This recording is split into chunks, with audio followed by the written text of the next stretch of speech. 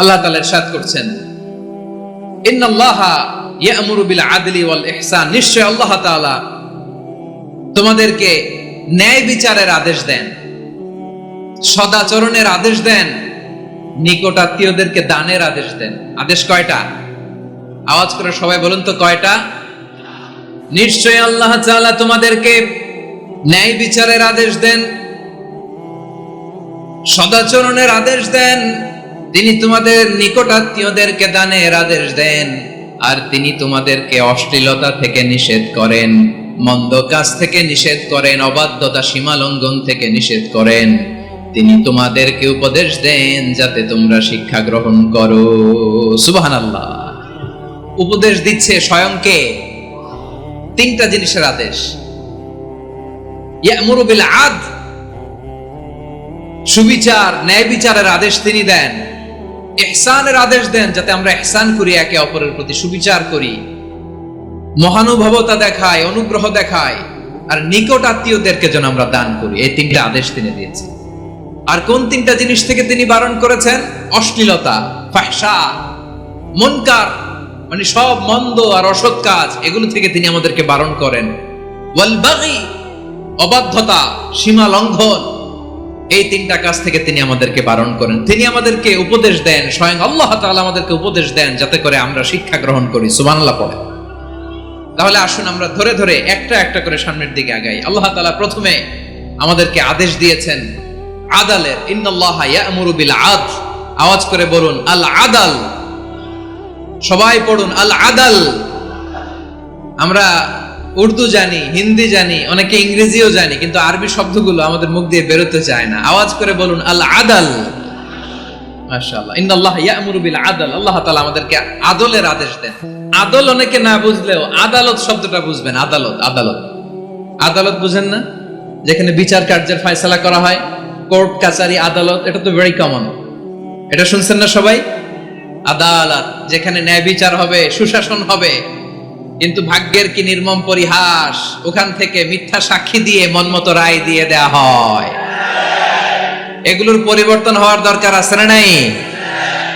প্রিয় ভাইয়েরা, আদালত, আল আদল, ইংরেজিতে বলে জাস্টিস, ন্যায় বিচার, সুবিচার, সুশাসন, জাস্টিস, আল আদল, সব জায়গায় এই জাস্টিস থাকা দরকার। Justice should be prevail in the society. The mission of all prophet was to uphold the justice. সব নবীর মিশন ছিল এই জাস্টিসকে, আদালকে, সুশাসন আর সুবিচারকে নিশ্চিত করা। পড়েন সুবহানাল্লাহ। And the core message of every divine scripture was to uphold justice. পৃথিবীর সব আসমানি কিতাবের মূল শিক্ষা ছিল এই জাস্টিসকে সমাজে এনশিওর করা, সুবিচার, সুশাসনকে এনশিওর করা। তাহলে প্রিয় ভাইরা, আমরা বুঝতে পারলাম আল আদল শব্দের মানে হচ্ছে ইনসাফ বা সুবিচার বা ন্যায় বিচার। এটা হচ্ছে একটা general meaning, very general meaning. আপনি যদি ইন ডেপথ বুঝতে চান, আরো ভেতরে যান, তাহলে আদল মানে হচ্ছে সমন্বয়, আদল মানে হচ্ছে ভারসাম্য, ব্যালেন্স, আদল মানে হচ্ছে মধ্যম পন্থা। সুবহানাল্লাহ পড়েন। কারণ সব সময় সমান সমান হইলেই সুবিচার হয় না। কথা কি বুঝতেছেন? ইসলামের দ্য কনসেপ্ট অফ আদল, এটা এমন আদল, এটা সব সময় সমান সমান নয়। যখন সমান সমান দেয়া দরকার, ইসলাম সমান সমান দেয়। যখন ব্যালেন্স করা দরকার, চেক এন্ড ব্যালেন্স, সমন্বয়, ভারসাম্য করা দরকার, তখন ইসলাম ভারসাম্য করে দেয়। এটার নাম আদল। সুবহানাল্লাহ। সহজ করে আপনাদেরকে বুঝাই। যেমন ধরুন, একটা পরিবারের 3 জন সদস্য, স্বামী, স্ত্রী আর সন্তান। তাদের সকালবেলার ব্রেকফাস্টে, স্বামীর সকালের নাস্তায় স্বামীর 3টা রুটি লাগে, স্ত্রীর 2টা লাগে, আর সন্তানের 1টা রুটি লাগে। এখন আমি যদি সমান সমান করে আদল করতে চাই, সবাইকে যদি 3টা করে রুটি দেই, তাহলে স্বামী বেচারার জন্য ঠিক আছে? কি বলেন? কথা কি বুঝতেছেন না কষ্ট হয়ে যাচ্ছে? যদি সমান সমানের নিয়মে আগাই, তাহলে 3টা করে যদি রুটি দেই, স্বামীর জন্য ওকে, কিন্তু স্ত্রীর জন্য 1টা বেশি হয়ে যায়। আর সন্তানের জন্য কয়টা বেশি হয়? আচ্ছা, এই তো বুঝতেছেন, মাশাআল্লাহ। আচ্ছা, 2টা করে যদি সবাই দেয় সমান সমান নীতিতে, তাহলে স্ত্রীর জন্য, স্ত্রী বেচারির জন্য ঠিক আছে, কিন্তু স্বামীর কয়টা কম পড়ে? আর সন্তানের বেশি হয়ে যায় কয়টা? আচ্ছা, সমান সমান নীতিতে সবাইকে যদি সকালের নাস্তার জন্য একটা করে রুটি দেই, সন্তানের জন্য ঠিক আছে, কিন্তু স্ত্রী বেচারির কম পরে কয়টা, স্বামীর কম পরে কয়টা? দুইটা। কথা কি বুঝতেছেন? আর আমি যদি স্বামীকে দেই তিনটা, স্ত্রীকে দেই দুইটা, আর সন্তানকে দেই একটা, তাহলে কারো অপচয় হবে না, যার যতটুকু দরকার ঠিক ততটুকুই কাজে লাগবে। চিল্লায় বলেন ঠিক কিনা? এটাই হচ্ছে ইসলামের আদল, যেখানে যার যতটুকু দরকার তাকে সেখানে ঠিক ততটুকু দিয়ে দেওয়ার নামই হচ্ছে আদল। চিল্লায় পড়েন আল্লাহু আকবার। রব্বুল আলামিন বলেন, ইউসিকুমুল্লাহু ফি আওলাদিকুম লিযযাকারি মিসলু হাযযিল উনসায়াইন। আল্লাহ তোমাদেরকে ওসিয়ত করেন, তোমাদেরকে আদেশ দেন, উত্তরাধিকার সম্পদ যখন বন্টন হবে, ছেলেরা যতটুকু পাবে, মেয়ে পাবে তার অর্ধেক। সুবহানাল্লাহ বলেন। দেখেন, ছেলে যদ্দূর, মেয়ে অর্ধেক, ছেলে ডবল পাবে। আপাত দৃষ্টিতে মনে হয় এখানে অবিচার হয়েছে, কিন্তু আসলে কি অবিচার হয়েছে? আপনি বিয়ের ক্ষেত্রে যান, ওইখানে আবার ছেলে মোহরানা দেয়, মেয়ে সেখানে মোহরানা পায়। তাহলে চেক এন্ড ব্যালেন্স, ভারসাম্য, ব্যালেন্স, মধ্যম পন্থা এখানে আছে না নাই? এটাই হচ্ছে ইসলামের আদল। আল্লাহ তাআলা এই আদলের আদেশ দিয়েছেন, সুবিচার, ন্যায় বিচার, সুশাসন এবং ভারসাম্যের আদেশ দিয়েছেন। প্রিয় ভাইয়েরা, একটি শান্তিময় সমাজ, একটা সমৃদ্ধ সমাজ, একটা মানবিক সমাজ যদি আমরা পেতে চাই, এই আয়াতের মধ্যে যতগুলো পয়েন্ট আছে সবগুলোর বাস্তবায়ন লাগবে। কথা বুঝতে পেরেছেন? বলেন, আওয়াজ করে বলেন, আমরা একটা শান্তির সমাজ চাই কি চাই না? আমরা একটা সমৃদ্ধ বাংলাদেশ চাই কি চাই না? আমরা একটা মানবিক বাংলাদেশ চাই কি চাই না? এই আয়াতে আল্লাহ তাআলা একটা মানবিক সমাজের রূপরেখা টেনেছেন। তার প্রথম কথা হচ্ছে, ইন্নাল্লাহা ইয়ামুরু বিল আদল। আল্লাহ তাআলা তোমাদেরকে আদলের নির্দেশনা দেয়, সুবিচার, সুশাসনের নির্দেশনা দেয়। যে সমাজে আদল থাকে না, সেই সমাজে জুলুম মানুষের ঘাড়ে চেপে বসে। আদলের বিপরীত হচ্ছে জুলুম। আদলের বিপরীত কি? জুলুম বা জাওর, অত্যাচার, অবিচার, বৈষম্য। এই যে বৈষম্য বিরোধী ছাত্র আন্দোলন কমন পড়ছে, এই যে একজন সমন্বয়ক তো দেখা করলো আমার সাথে। জুলুম মানে হচ্ছে বৈষম্য। বৈষম্যের স্থান ইসলামে নাই, অবিচারের স্থান ইসলামে নাই, জুলুমের স্থান ইসলামে নাই।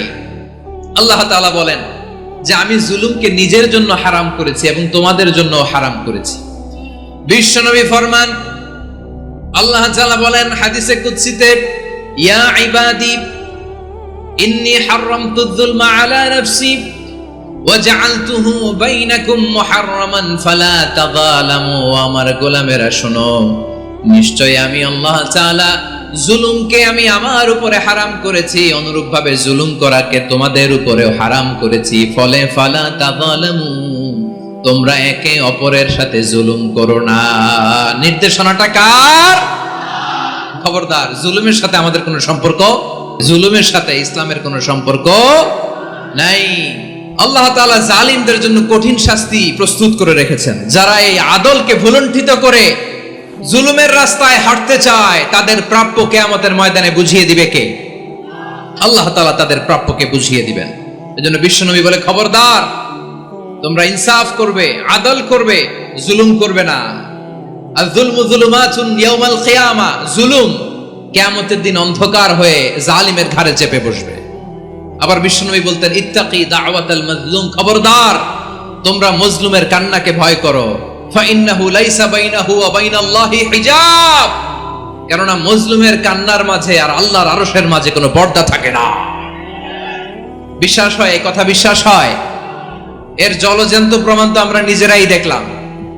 হ্যাঁ, মজলুমের কান্না ফুলে ফেপে মহিরুহ হয়ে, পাহাড়ের মতো হয়ে, বিস্ফোরিত হয়ে জালিমের মসনদকে ছারখাড় করে দিয়েছে।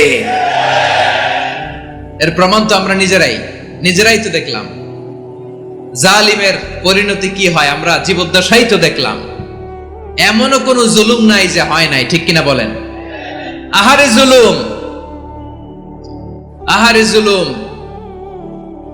রিসেন্টলি আয়নাঘরের কিছু ছবি প্রকাশিত হয়েছে সোশ্যাল মিডিয়ায়, দেখেছেন আপনারা? ছোট্ট একটা জায়গা, স্বাধীন মানুষকে প্রাণীর মতো, পাখির মতো খাঁচায় বন্দী করে রেখেছে। কখন দিন কখন রাত কিচ্ছু জানে না। কখন দিন কখন রাত কিছু জানে না, বছরের পর বছর কেটে গিয়েছে। এক্সট্রা জুডিশিয়াল কিলিং এর কোনো হিসাব নাই, বিচার বহির্ভূত হত্যা, এনফোর্স ডিসঅ্যাপিয়ারেন্স, গুম, যেটা সবচাইতে বড় মানবতা বিরোধী অপরাধ। কত মানুষ যে গুম হয়েছে তার কোনো ইয়ত্তা নাই। যেই ফ্যামিলির সদস্য গুম হয়েছে তারা কি ওই লোকটার জন্য মাগফিরাতের দোয়া করবে নাকি সুস্বাস্থ্যের দোয়া করবে তারা নিজেরাও জানতো না, কারণ জানে না ও বেঁচে আছে না মরে গেছে। আহা, বিডিআর নওজোয়ানদের যারা ছাড়া পেল দেখলাম, বিনা অপরাধে, কোনো অন্যায় ছাড়া, অপরাধ ছাড়া তাদের জীবন থেকে, তাদের তারুণ্যের, তাদের যৌবনের 15 বছর, 16 বছর, 17 বছর নাই, 6 মাস বয়সের ছোট বাচ্চাকে রেখে জেলে গেছে। 6 মাসের মেয়ে বেরোয় দেখে মেয়ের বয়স 17 বছর। মেয়ে বাবারে চিনে না, বাবা মেয়েরে চিনে না। মেয়েকে এখন বিয়ে দিয়ে আরেক ছেলের হাতে তুলে দিবে। মেয়ের শৈশব বাবা দেখে নাই, মেয়ের কৈশোর বাবা দেখে নাই, মেয়ের তারুণ্য দেখে নাই। আরেক যুবককে দেখলাম 14 বছরের 14 দিনের সংসার, 2 সপ্তাহের সংসার শেষে জেলে গেছে। কত যুবকের যে স্ত্রী চলে গিয়েছে ফ্যামিলি ছেড়ে, কারণ জানে না তো কবে আসবে, কি হবে, কেউ জানতো না। দাম্পত্য জীবনের মাত্র 14 দিনের স্মৃতি, এই স্মৃতিকে আঁকড়ে ধরে এক বোন 16টা বছর, 17টা বছর কাটিয়ে দিয়েছে। আমি নিউজটা দেখে ভাবলাম, আমার এই বোনের প্রতিটি দিন কিভাবে কেটেছে, প্রতিটি রাত কিভাবে কেটেছে, প্রতিটি ক্ষণ কিভাবে কেটেছে। বিশ্বনবী বলেছেন, ইত্তাকি দাওয়াতাল মাজলুম ফাইন্না লাইসা বাইনাহু ওয়া বাইনাল্লাহি হিজাব। মাজলুমের কান্নাকে ভয় করো, কারণ মাজলুমের কান্না আর আল্লাহর মাঝে কোনো পর্দা থাকে না। আমরা আর এরকম কোন জুলুম বাংলাদেশে দেখতে চাই না, জোরে বলেন ঠিক কিনা? আর কেউ নতুন করে জালিম হোক আপনারা চান? আবার নতুন করে কেউ ফ্যাসিস্ট হোক আপনারা চান? এক দল আরেক দলকে নিশ্চিহ্ন করার রাজনীতিতে মেতে উঠুক, এটা আপনারা চান? আমরা বাংলাদেশকে আদল দিয়ে সাজাতে চাই। আমরা এই 56,000 বর্গ মাইলের প্রতিটা ইঞ্চি মাটিকে কোরআনের আইন দিয়ে সাজাতে চাই। রাজি আছেন আপনারা? কারা কারা রাজি দেখান হাত তুলে আল্লাহকে।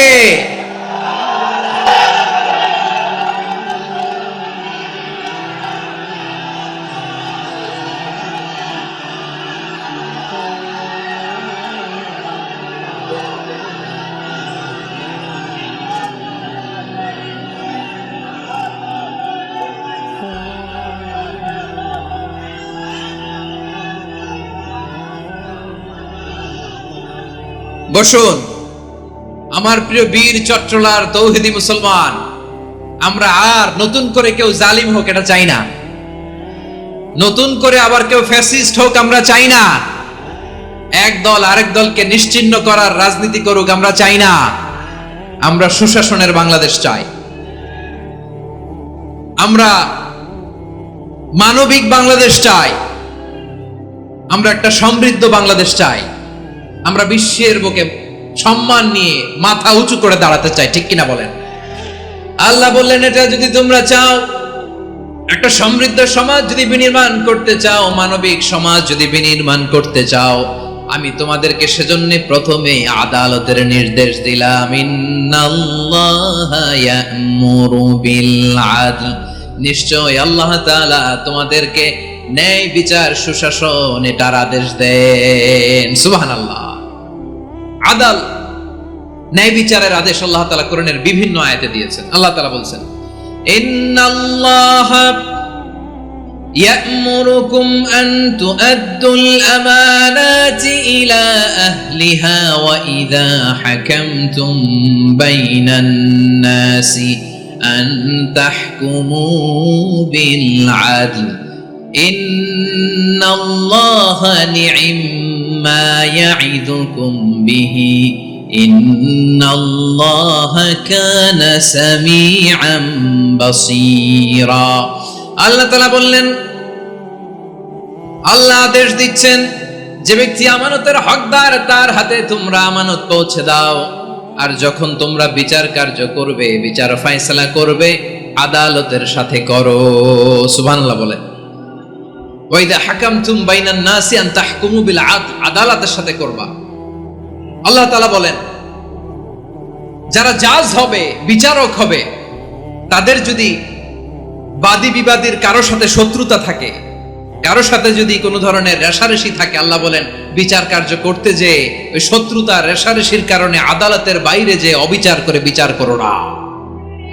ওয়ালা ইয়াজরিমান্নাকুম শানাআনু কওমিন আলা আল্লা তা'দিলু ই'দিলু হুয়া আকরাবু লিত্তাকওয়া ওয়াত্তাকুল্লাহা ইন্নাল্লাহা খাবীরুম বিমা তা'মালুন। খবরদার কোন জাতির প্রতি, কোন গোষ্ঠীর প্রতি, কোন গোত্রের প্রতি আক্রোশ যেন তোমাদেরকে ন্যায় বিচার থেকে দূরে সরিয়ে না দেয়, বরং আমি আল্লাহর আদেশ হলো ই'দিলু, তোমরা আদল করো, ন্যায় বিচার করো, সুবিচার করো, সুশাসন প্রতিষ্ঠা করো।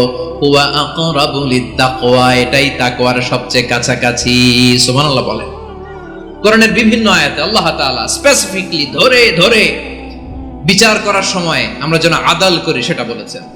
কোরআনের কোন কোন জায়গায় আল্লাহ তাআলা এই আল আদল শব্দটা ব্যবহার করেছেন। আবার একই জিনিস ইনসাফ, সুবিচার, সুশাসন, ন্যায় বিচার, ন্যায় পরায়ণতা বুঝাতে আল্লাহ তাআলা কখনো কখনো আল কিসত শব্দটা ব্যবহার করেছেন। আওয়াজ করে সবাই বলুন আল কিসত।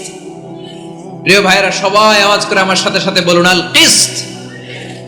আল্লাহ তাআলা বলেন ওয়া ইন হাকামতা ফাহকুম বাইনাহুম বিল কিসত ইন্নাল্লাহা ইউহিব্বুল মুকসিতিন।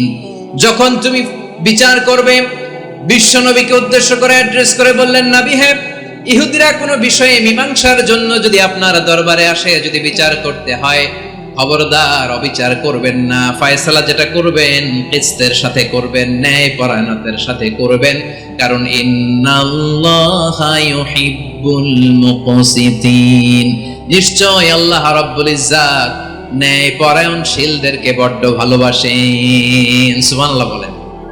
ন্যায় পরায়ণ লোকদেরকে আল্লাহ তাআলা বড্ড ভালোবাসেন। অন্য আয়াতে আল্লাহ তাআলা বলছেন وَنَضَعُ الْمَوَازِينَ الْقِسْطَ لِيَوْمِ الْقِيَامَةِ فَلَا تُظْلَمُ نَفْسٌ شَيْئًا। আমি কিয়ামতের দিন ন্যায় পরায়ণতার মানদণ্ড স্থাপন করব, যেটাকে আমরা মিজানের পাল্লা বলি। আল্লাহ বলেন ন্যায় বিচারের মানদণ্ড কিয়ামতের ময়দানে আমি আল্লাহ স্থাপন করব। সেদিন কারো প্রতি বিন্দু পরিমাণ, এক চুল পরিমাণ অবিচার করা হবে না, কোনো অবিচার করা হবে না। সেদিন সুশাসন হবে, সুবিচার হবে, ন্যায় পরায়ণতার সাথে বিচার হবে। আওয়াজ করে পড়েন আল্লাহু আকবার। তাহলে প্রিয় ভাইরা, যে তিনটি বিষয়ে আল্লাহ তাআলা আমাদেরকে আদেশ দিয়েছেন, তার প্রথমটা হচ্ছে আদালত, ইনসাফ, সুবিচার, ন্যায় বিচার। এটা আমরা চাই কি চাই না? বিশ্বনবী ন্যায় বিচার, ন্যায় পরায়ণতা, সুশাসন প্রতিষ্ঠিত করেন কি করেন নাই?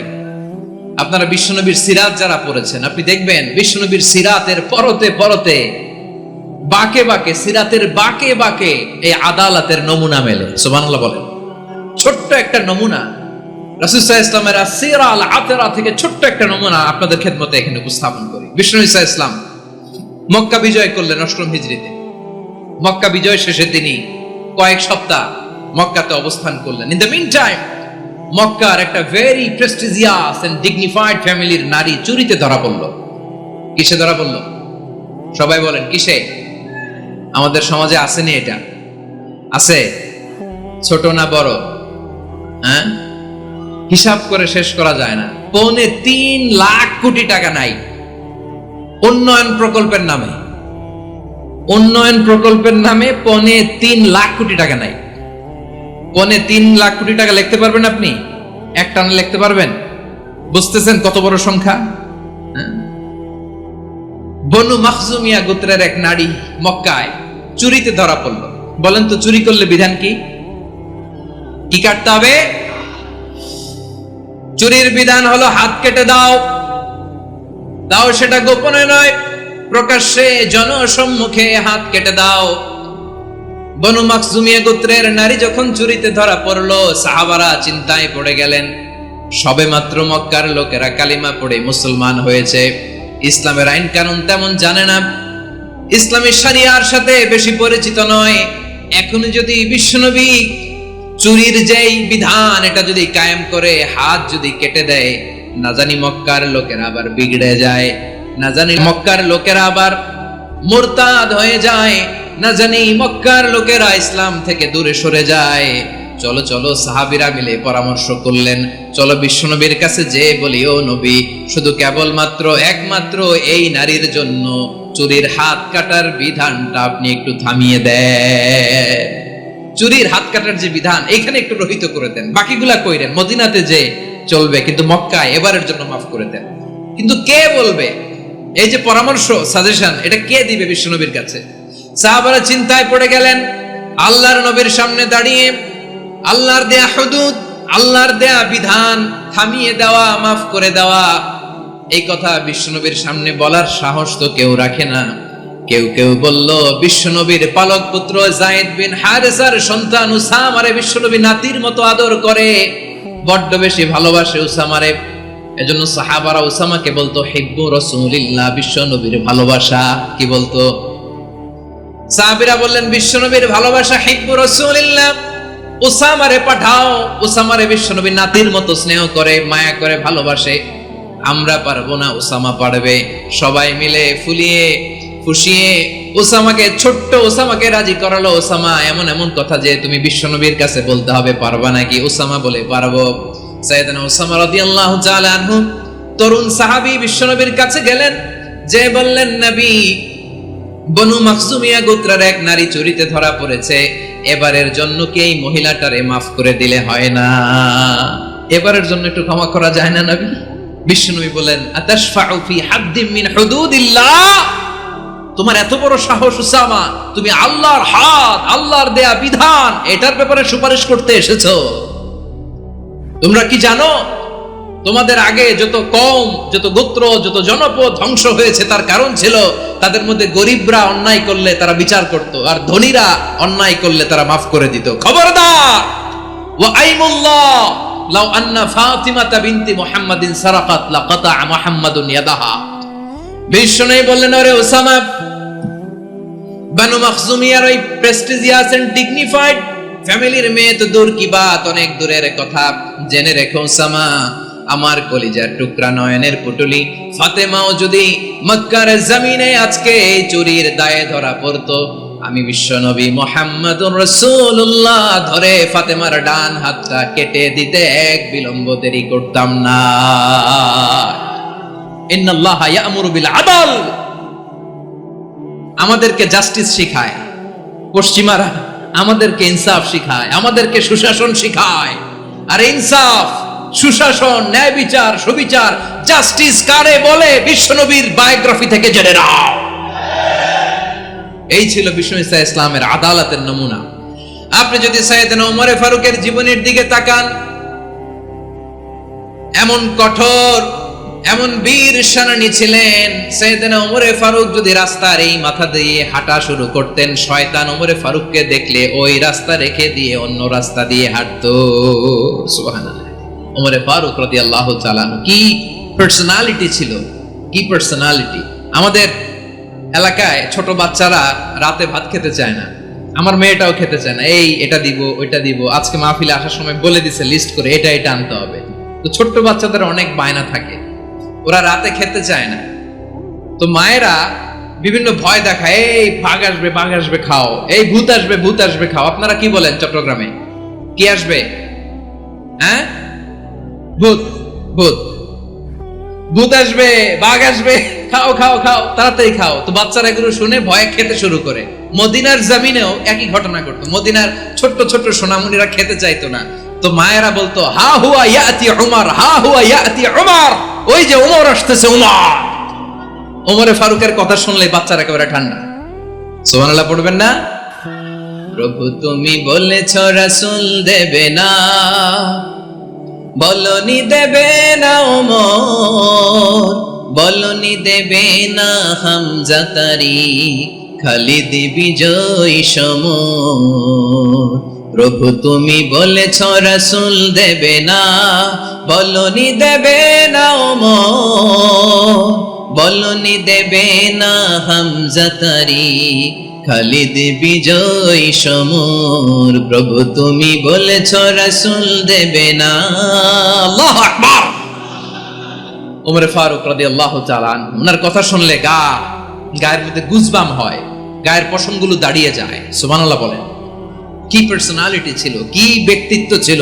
মুনাফিকরা ওমর ফারুককে জমের মতো ভয় পেতেন। শয়তান, খুদ শয়তান অন্য রাস্তা দিয়ে হাঁটত। ওমর ফারুক রাদিয়াল্লাহু তাআলা আনহুর জীবনে যদি দেখেন, তাহলে সেখানে আপনি আদালতের, ইনসাফের, সুশাসনের, জাস্টিসের নমুনা দেখতে পাবেন। কয়টা শুনবেন? সাইয়েদনা ওমর ফারুকের রাদিয়াল্লাহু তাআলা আনহুর সন্তান আব্দুর রহমান মিশরে মদ খেয়ে মদ্যপ অবস্থায় ধরা পড়েছে। মদ খাওয়ার কারণে, মদ যদি কেউ পান করে আর যদি প্রমাণিত হয়, তার বিচার হলো 80 বেত। আওয়াজ করে বলেন কয় বেত? বাংলাদেশেও তো এই আইন আছে নাকি? বাংলাদেশে আছে? হ্যাঁ, মদ খাইলে 80 বেত, এই আইন বাংলাদেশে চালু হোক। আমরা চাই কি চাই না? চাই সবাই। এজন্যই তো ইসলাম ভাল লাগে না। ইসলামকে ভাল লাগে না। ইসলামকে আউট করে রাখতে পারলেই তো এরকম বড় বড় বোতল খাওয়া যায়। একেবারে সহজ, পানির মতো সহজ, হিসাব একেবারে সহজ। ওমর ফারুক রাদিয়াল্লাহু তাআলা আনহুর ছেলে ভুল করে মদ পান করে ফেলেছিলেন। আব্দুর রহমান, ঘটনা ঘটেছে মিশরে। মিশরের গভর্নর তখন আমর ইবনে আস রাদিয়াল্লাহু তাআলা আনহু। আব্দুর রহমানের ভাই যে গভর্নরকে বলল, গভর্নর যদি একটু দয়া করেন, খলিফার ছেলে আমার ভাই আব্দুর রহমান মদ্যপ অবস্থায় ধরা পড়েছে, জনসম্মুখে যদি আপনি বেত্রাঘাত করেন আমাদের প্রেস্টিজ থাকে না, যদি 80 বেত আপনি মারেন আমার কোনো কথা নাই, কিন্তু ঘরের ভেতরে মারেন। আব্দুর রহমানের ভাইয়ের সুপারিশ শুনে সাইয়েদনা আমর ইবনে আস রাদিয়াল্লাহু তাআলা আনহু রাজি হয়ে গেলেন। ঘরের ভেতরে লোকচক্ষুর আড়ালে 80 বেত তিনি মানলেন। কিন্তু ঘটনাক্রমে এই কথা লুকিয়ে লুকিয়ে ঘরের ভেতরে 80 বেত মারার কথা সাইয়েদনা ওমর ফারুক মদিনা থেকে জানতে পারলেন। মদিনা থেকে তিনি ফরমান জারি করলেন, এই বিচার যেমনটি আমর ইবনুল আস আদায় করেছে, এটা প্রকৃতপক্ষে আদায় হয় নাই। আসো সবাই মদিনায় আসো, আমর ইবনুল আস মদিনায় আসো, আব্দুর রহমানও আসো, সবাই আসো, জনসম্মুখে এই বিচার কার্যকর করতে হবে। সাইয়েদনা ওমর ফারুক মসজিদে নববীর পিলারের মধ্যে নিজের ছেলেকে বাঁধলেন, আবার জনসম্মুখে 80টা বেত তার গায়ের মধ্যে মারলেন। মাজমুয়ে ফাতাওয়া ইবনে তাইমিয়া রাহিমাহুল্লাহ উনি এটা নকল করেছেন। এটা সবচেয়ে বিশুদ্ধ মত। আরো অনেক মত আছে, মারা গেছে কবরের উপর, ওগুলো বাদে দিলাম। কেমন খলিফা ছিলেন, কেমন খলিফা! পশ্চিমারা তোমরা জাস্টিস আমাদেরকে শেখাও, ইনসাফ কারে বলে, সুশাসন আমাদেরকে তোমরা শেখাও। ওমর ফারুক রাদিয়াল্লাহু তাআলা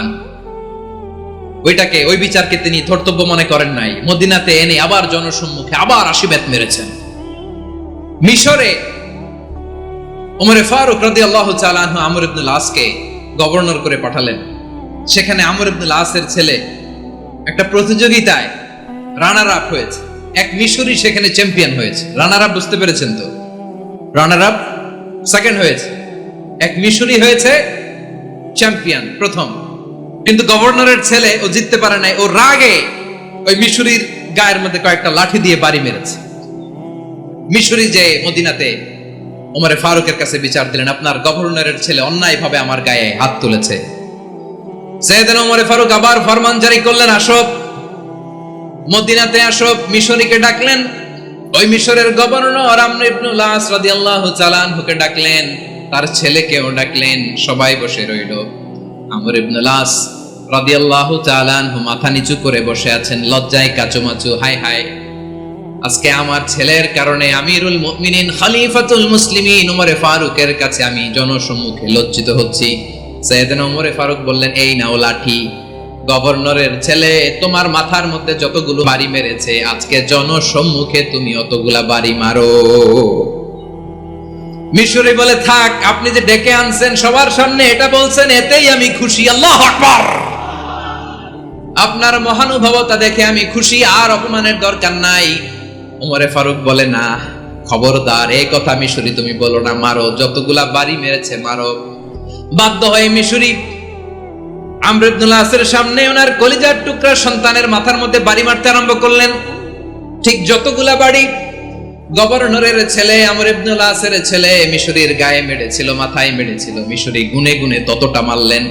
এই দৃশ্য দেখে ওমরে ফারুক রেগে মেগে আগুন, রাগের চোটে রাগ সামলাতে না পেরে আর নিজেকে সামলাতে না পেরে মিশরিরে বললেন, ছেলেরে মারা শেষ হয়ে গেলে এবার বাবার টাক মাথার মধ্যে কয়েকটা বাড়ি মার। রাগের চোটে, আউট অফ অ্যাঙ্গার, রাগের চোটে যে আমার পাঠানো গভর্নর আমর ইবনুল আস তার ছেলেকে কেন আদব তারবিয়া কেন শিক্ষা দিতে পারে না। ছেলেরে মারা হইলে এবার আমর ইবনুল আসের মাথার মধ্যে দুইটা মারো, এটা রাগে বলেছে, এটা শাস্তি হিসেবে না। সুবহানাল্লাহ পড়ে। তোমরা আমাদেরকে সুশাসন শিখাও, আমাদেরকে সুশাসন শিখাও। বিশ্বনবী বলেন আদল এটা যেন বিষয় না, এটা দিয়েই মানবিক সমাজ গড়তে হবে। আল্লাহ তাআলা কিয়ামতের কঠিন ময়দানে যেদিন স্বামী স্ত্রীকে চিনবে না, স্ত্রী স্বামীকে দেখে পালিয়ে যাবে, বন্ধু বন্ধুরে চিনবে না, পীর সাহেব মুরিদরে চিনবে না, মুরিদ পীর সাহেবরে চিনবে না, দলের কর্মী তার নেতারে চিনবে না, নেতা তার কর্মীরে চিনবে না, বন্ধু বন্ধুরে দেখে পালাবে।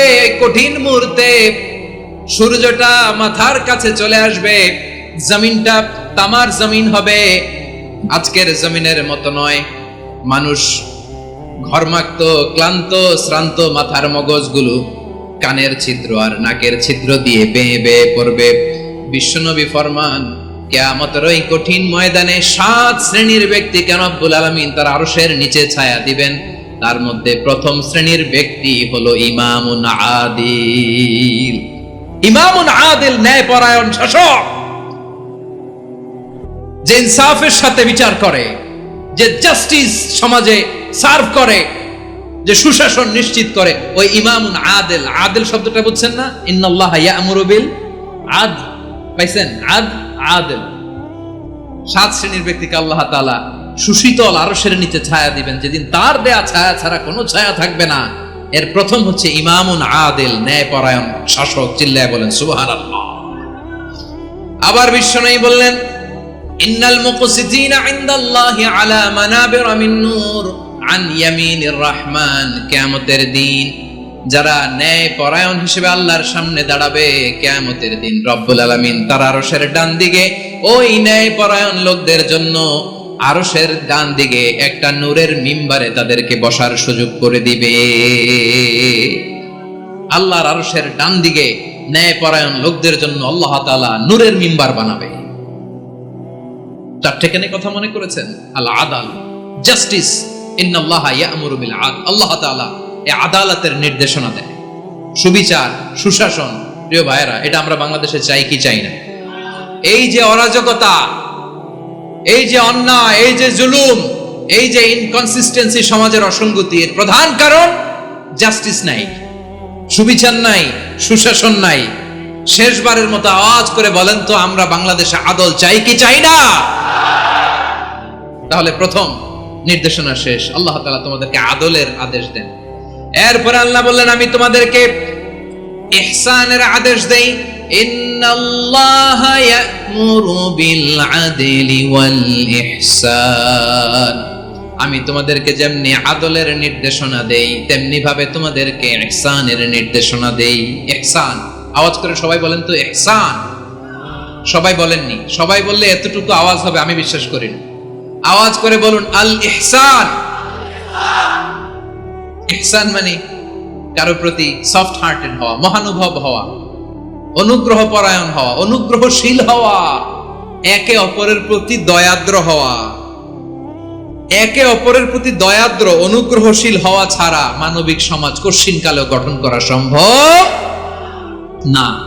প্রিয় ভাইয়েরা, সুন্দর আচরণ দিয়ে, ইহসান দিয়ে যা জয় করা যায়, নরম আচরণ দিয়ে যেটা অর্জন করা যায়, কঠোরতা দিয়ে সেটা পারা যায় না। বিষ্ণু ঈসা ইসলাম ইহসান দিয়ে, কোমল আচরণ দিয়ে, তার অনুগ্রহ দিয়ে তিনি অনেক কাফিরের হৃদয়কে জয় করে ফেলেছেন। সাইয়েদনা সুমামা ইবনে উসাল রাদিয়াল্লাহু তাআলা আনহুর কথা মনে পড়ে যায়। তিনি ছিলেন ইয়ামামার বাদশা। মদিনাতে বিশ্বনবীকে হত্যা করার নিয়তে এসেছিলেন, গোপনে গোপনে বিশ্বনবীকে হত্যা করে আবার ইয়ামামাতে তিনি ফিরে যাবেন। কিন্তু কি অবাক করা কাণ্ড, হত্যা করতে পারে নাই, সাহাবাদের হাতে তিনি ধরা পড়ে গেলেন। সাইয়েদনা সুমামা ইবনে উসাল রাদিয়াল্লাহু তাআলা আনহু হত্যার নিয়তে আসলেন, কিন্তু হত্যা করতে পারলেন না। সাহাবারা ওনাকে ধরে ফেললেন, ধরে মসজিদে নববীর পিলারের মধ্যে বেঁধে রাখলেন। সুমামা ইবনে উসাল, সিরাত থেকে শুনুন, সিরাত থেকে শোনাচ্ছি। রাদিয়াল্লাহু তাআলা ইয়ামামার অধিপতি ছিলেন। ইয়ামামা বিশ্বনবীকে হত্যার জন্য আসছেন, ধরা পড়ে গেছেন, এখন মসজিদে নববীতে বেঁধে রাখছে, তার মানে বন্দী। এখন স্ট্যাটাস কি? বন্দী, ক্যাপটিভ। বিশ্বনবী সাল্লাল্লাহু আলাইহি ওয়াসাল্লাম সাহাবাদেরকে বললেন তার খোঁজ খবর নিও, সুমামা ইবনে উসালের খোঁজ খবর নিও। সাহাবারা বলেন ইয়া রাসূলুল্লাহ, আপনাকে হত্যা করতে এসেছে, তার তো কঠিন ক্যাপিটাল পানিশমেন্ট হওয়া দরকার, কঠিন শাস্তি হওয়া দরকার। বিশ্বনবী বললেন না, আমি যেটা জানি তোমরা সেটা জানো না, তোমরা সুমামার সাথে ভালো আচরণ করো। বিশ্বনবী সুমামার কাছে গেলেন। প্রথম দিন যে তিনি কালেমার দাওয়াত দিলেন, ঈমানের দাওয়াত দিলেন, ইসলামের দাওয়াত দিলেন, রিসালাতের দাওয়াত দিলেন, আখিরাতের দাওয়াত দিলেন। পরের দিন যে বিশ্বনবী সালাতের দাওয়াত দিলেন, যাকাতের দাওয়াত দিলেন, ইসলাম কি, কিভাবে, কেমন করে পালন করতে হয় চমৎকার আর্টিকুলেট করতে শুরু করলেন। তন্ময় হয়ে সুমামা ইবনে উসাল রাদিয়াল্লাহু তাআলা আনহু বিশ্বনবীর কথাগুলো শুনতে আরম্ভ করলো। একদিন নয়, দুই দিন নয়, টানা 3 দিন বিশ্বনবী সুমামার কাছে ইসলামকে প্রেজেন্ট করেছেন, উপস্থাপন করেছেন। আওয়াজ করে বলেন কয় দিন? 3 দিন। 3 দিন মসজিদে নববীতে বাঁধা। আর সাহাবীদেরকে বললেন তার খোঁজ খবর নিও, তোমরা যে রুটি বানাও এর মধ্যে সবচেয়ে ভালো আটার রুটিটা তারে দিও, সবচেয়ে রিফাইন্ড খেজুর, যেটা পিওর খেজুর, এটা তারে দিও। আর বিশ্বনবী নিজের উট থেকে দুধ দহন করে ওনার বাড়ির এক কর্মচারীকে বলেছেন দুধ দহন করে সুমামার জন্য নিয়ে যেও। সুবহানাল্লাহ পড়বেন না? সবাই তো অবাক, ইয়ামামা থেকে আসছে নবীকে হত্যা করতে, বিশ্বনবী দেখে তারে জামাই আদর করে, তাকে মজার মজার খাবার দিও, দুধ দিও, আদর আপ্যায়ন করো। একদিন নয়, 2 দিন নয়, টানা 3 দিন বিশ্বনবী এভাবে সুমামার কাছে যে ইসলামকে প্রেজেন্ট করতে আরম্ভ করলেন, ইসলামকে উপস্থাপন করতে শুরু করলেন। আর তাকে চমৎকার এন্টারটেইনমেন্ট, আপ্যায়ন দিতে আরম্ভ করলেন। টানা 3 দিন যখন ইসলামের দ্য বিউটিজ অফ ইসলাম, ইসলামের সুমহান বাণী, সৌন্দর্য তার কাছে উপস্থাপন শেষের বিশ্বনবী বললেন সাহাবাদেরকে, যাও এবার সুমামার হাতের পায়ের রশি দুটো খুলে দাও। সাহাবারা বললেন ইয়া রাসূলুল্লাহ, কি বলেন আপনি? ও তো হত্যাকারী, সুযোগ পায় নাই, আপনারে মারতে পারে নাই, ছেড়ে দিলে আবার ও আপনার উপর তলোয়ার নিয়ে ঝাঁপিয়ে পড়বে। নবী, এই সিদ্ধান্ত আপনি নিতে যাবেন না। বিশ্বনবী বললেন যেটা বলেছি সেটা করো, সুমামার রশিগুলো ছেড়ে দাও, সুমামার হাতে পায়ের রশিগুলো যে তোমরা খুলে দাও।